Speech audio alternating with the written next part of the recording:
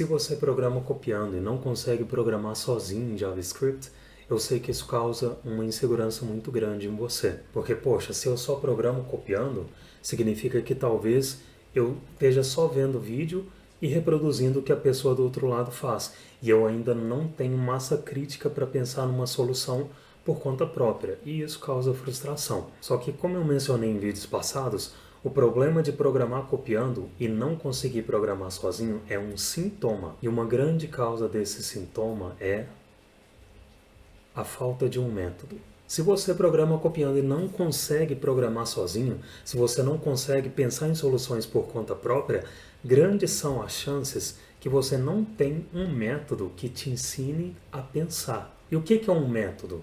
Na minha definição, um método é um passo a passo sequencial organizado que qualquer pessoa pode aplicar para chegar num determinado resultado.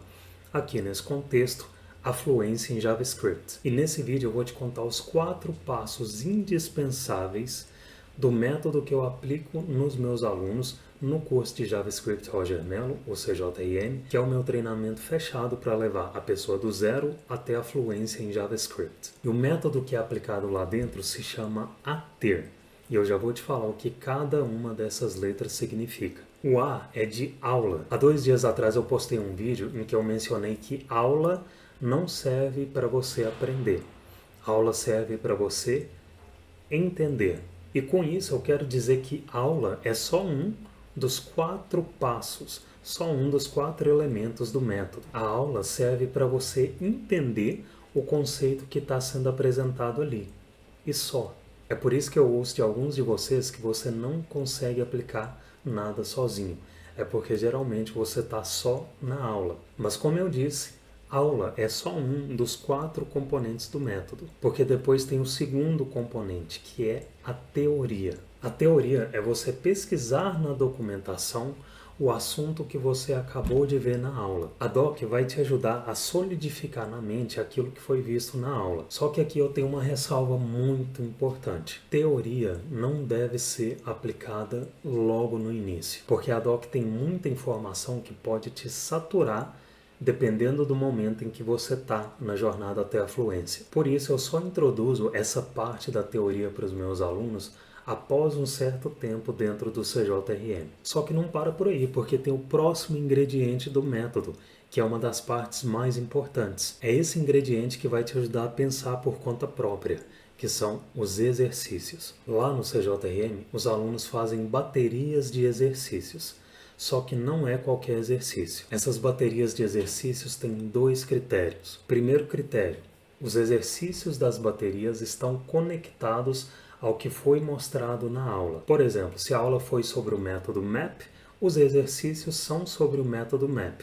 E não só sobre o MAP em isolamento, mas é sobre o MAP dentro de diversas situações relacionadas a tudo que o aluno viu até aquele momento no treinamento. E isso ajuda também a revisar tudo aquilo que foi visto anteriormente. E o segundo critério das baterias de exercícios é a SDG, sequência de dificuldade gradativa. Porque se não tiver essa gradação de dificuldade, a pessoa desiste. Então, para isso não acontecer, a gente faz algo parecido com a dificuldade de um jogo de videogame. Primeiro, o jogo te apresenta as mecânicas no tutorial e aos poucos a dificuldade vai aumentando. É por isso que as baterias de exercícios começam com problemas mais simples e gradativamente os problemas vão ficando mais complexos. Só que depois da aula, da teoria e dos exercícios vem a 4ª parte do método, muito importante, que é a resolução. É nessa parte que vem a demonstração da resolução dos exercícios. Aqui é onde eu mostro passo a passo a resolução de cada exercício e a explicação do porquê foi resolvido daquele jeito. Então aqui é onde você tem a oportunidade de comparar a sua resolução e entender se você está na direção certa ou se existe uma possibilidade de ajuste. Então esse é o ATER. Aula, teoria, exercícios e resolução. É executando vários ciclos desse método dentro do CJRM que os meus alunos chegam na fluência em JavaScript. Então, se você tem interesse em saber em primeira mão quando a próxima turma vai ser aberta, toca no link aqui na descrição para você entrar na lista de espera.